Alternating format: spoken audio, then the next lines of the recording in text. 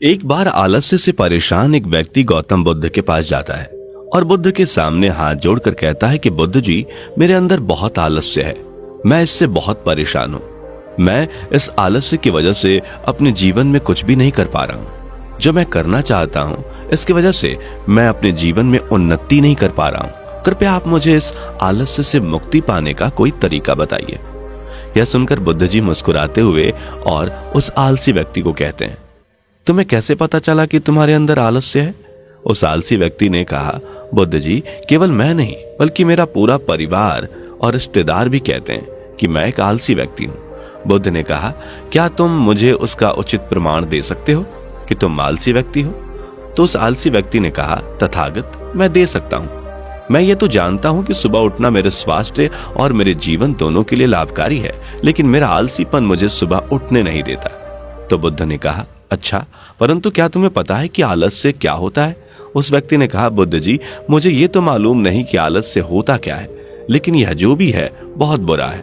बुद्ध ने कहा, आलस्य एक मानसिक अवस्था है, एक विचार है, एक भाव है, जिसे जाने अनजाने में इंसान खुद ही अपने अंदर पैदा करता है। उस व्यक्ति ने कहा, परंतु वो कैसे बुद्ध?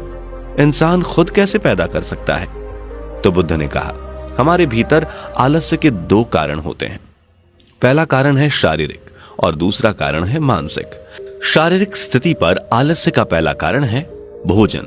जब हम कोई ऐसा भोजन करते हैं जो तामसिक प्रवृत्ति का हो, तो यह भोजन हमारे शरीर के लिए बोझ बन जाता है और फिर यह हमारे अंदर आलस्य पैदा करता है, क्योंकि हमारा शरीर भोजन से मिलने वाली ऊर्जा के सहारे चलता है और हम जैसा भोजन करते हैं वैसी ऊर्जा हमारे शरीर को मिलती है।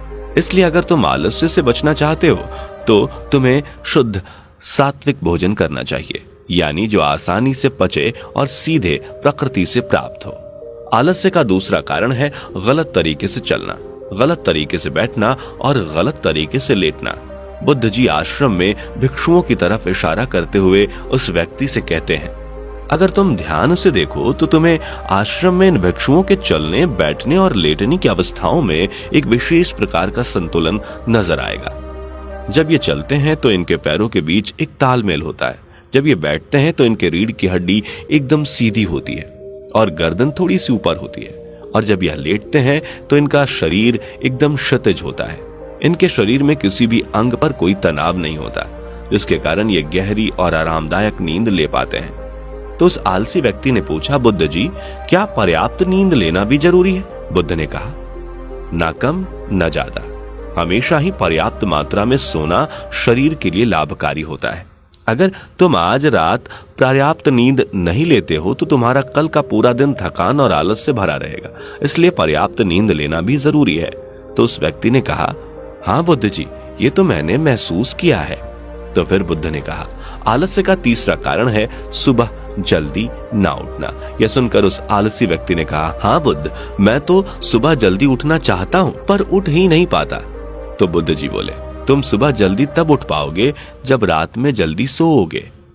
बुद्ध ने अपने भिक्षुओं की तरफ इशारा करते हुए कहा, इन भिक्षुओं को देखो, इन्होंने रात्रि में अपने सोने का एक निश्चित समय निर्धारित कर रखा है और यही कारण है कि ये रोजाना प्रातः काल जल्दी उठते हैं। हर एक भिक्षु को अनुशासन का पालन करना होता है और यही अनुशासन इनके जीवन में संतुलन लाता है। कुछ लोग अनुशासन को एक बंधन समझते हैं, उन्हें लगता है कि अनुशासन उन्हें बांध कर रखता है, लेकिन सच्चाई तो यह है कि अनुशासन हमें बांधता नहीं बल्कि स्वतंत्र बनाता है। इसलिए अगर तुम शारीरिक स्तर पर आलस्य से छुटकारा पाना चाहते हो तो खुद को अनुशासन में ढालना सीखो और एक निश्चित दिनचर्या का पालन करो। तो वे व्यक्ति बोला, लेकिन बुद्ध जी, मुझे यह भी समझ नहीं आ रहा है कि इनकी शुरुआत कहां से करूं, सात्विक भोजन करने से करूं या सही तरह से बैठने, चलने और लेटने से, या फिर सुबह जल्दी उठने से करूं? तो बुद्ध ने कहा, शुरुआत अभी से ही करो। जो तुम इस समय कर रहे हो उसे पूरे ध्यान से करो। पहले तो मन के स्तर पर भी आलस्य को समझो। बुद्ध ने कहा, मानसिक स्तर पर आलस्य का पहला कारण है हमारी गलत धारणाएं। जब हम किसी काम के लिए खुद को काबिल नहीं समझते तो हमारे भीतर आलस्य पैदा होता है। अगर हमारे मन ने यह विश्वास कर लिया कि पिछली बार की तरह इस बार भी मैं इस काम में असफल ही रहूंगा, तो उस काम को करने में हमें आलस्य आएगा। जबकि हम खुद को ये नहीं समझा सकते कि पिछली बार और इस बार में बहुत फर्क है। अब हम मानसिक तौर पर वह नहीं है जो पहले थे। हमने पिछली हार से बहुत कुछ सीखा भी है। इसलिए मानसिक आलस्य से बचने के लिए हमें सबसे पहले खुद पर विश्वास करना सीखना होगा। मानसिक आलस्य का दूसरा कारण है छोटी सोच वाले और आलसी व्यक्तियों के साथ रहना।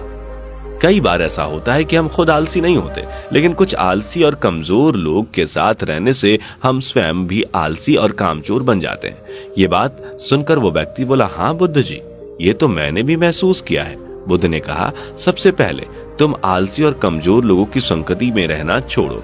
फिर बुद्ध जी ने बताया, मानसिक आलस्य का तीसरा कारण है काम को टालने की आदत। काम को टालना आलस्य और मानसिक तनाव का सबसे बड़ा कारण है। शुरुआत में तुम्हें पता नहीं चलता, लेकिन धीरे धीरे ये आदत हमारे अंदर घर कर जाती है और ये एक आदत ही किसी इंसान की जिंदगी को बर्बाद करने के लिए काफी है। इसलिए जो काम आज किया जा सकता है उसे कल पर कभी मत टालो। बुद्ध ने कहा, मानसिक आलस्य का चौथा कारण है लक्ष्य का स्पष्ट ना होना। मान लो तुम किसी बड़े रेगिस्तान में फंस चुके हो और तुम्हें बहुत प्यास लगी है, तो तुम क्या करोगे? उस आलसी व्यक्ति ने कहा कि मैं पानी की तलाश करूंगा, मैं कोशिश करूंगा कि जल्द से जल्द पास वाले गांव में पहुंच जाऊं। तो बुद्ध बोले, लेकिन अगर तुम्हें बहुत कोशिश करने के बाद भी पानी ना मिले तब उस आदमी ने कहा, मैं फिर भी प्रयास करूंगा, क्योंकि मेरे पास कोई दूसरा रास्ता भी तो नहीं है। तो बुद्ध जी मुस्कुराते हुए बोले, इंसान को आलस्य तभी घेरता है जब उसके पास कोई स्पष्ट लक्ष्य ना हो या फिर उसके पास बहुत से विकल्प उपलब्ध हो। इसलिए लक्ष्य का निश्चित होना बहुत जरूरी है। अगर तुम सुबह उठकर व्यायाम नहीं कर पा रहे हो तो उसका कारण यह है कि तुम्हारी नजर स्पष्ट नहीं है, यानी तुम भविष्य में होने वाले रोगों और उन रोगों से होने वाली पीड़ा से अनजान हो। बुद्ध ने आगे कहा, मानसिक स्तर पर आलस्य का पांचवा कारण है किसी काम को करने की कोई बड़ी वजह ना हो। मान लो तुम बहुत से कीमती गहने लेकर एक सुनसान रास्ते से गुजर रहे हो। तुम चलते चलते बहुत थक चुके हो और तुम्हारा बैठने का मन कर रहा है और तुम एक बड़े से पेड़ के नीचे आराम करने के लिए बैठ जाते हो। तुम अभी बैठे ही थे कि तुमने देखा कि दूर से कुछ डाकू तुम्हारी तरफ भाग कर आ रहे हैं। तो क्या ऐसी परिस्थिति में तुम्हारा आलस्य तुम्हें भागने से रोक सकेगा? नहीं ना। आलस्य केवल तुम्हें उन्हीं कामों को करने से रोकता है जिन्हें करने के लिए तुम्हारे पास कोई बड़ी वजह ना हो। बुद्ध जी के ये सब प्रवचन सुनकर वो आलसी व्यक्ति हाथ जोड़कर बोला, बुद्ध जी, अब मुझे आलस्य का सारा खेल समझ में आ गया है। आलस्य केवल शरीर और मन का भ्रम ही होता है। तब गौतम बुद्ध कहते हैं कि मेरी एक बात हमेशा याद रखना, जहां स्पष्टता और काम को करने की कोई बड़ी वजह है वहां आलस्य हो ही नहीं सकता। तो दोस्तों, अगर आप भी अपने जीवन को बेहतर तरीके से जीना चाहते हैं तो महात्मा बुद्ध के इन अनमोल उपदेशों को अपने जीवन में जरूर अपनाएं। भले ही उन्होंने इन बातों को सैकड़ों साल पहले कही हों, लेकिन आज भी उनके विचार आपको सफल इंसान बनने में सहायता करेंगे। गौतम बुद्ध और इस आलसी व्यक्ति की यह कहानी आपको कैसी लगी, कमेंट बॉक्स में जरूर बताएं। और महात्मा बुद्ध के इन अनमोल उपदेशों को सुनने के लिए इस चैनल को सब्सक्राइब और फेसबुक पेज को फॉलो जरूर करें।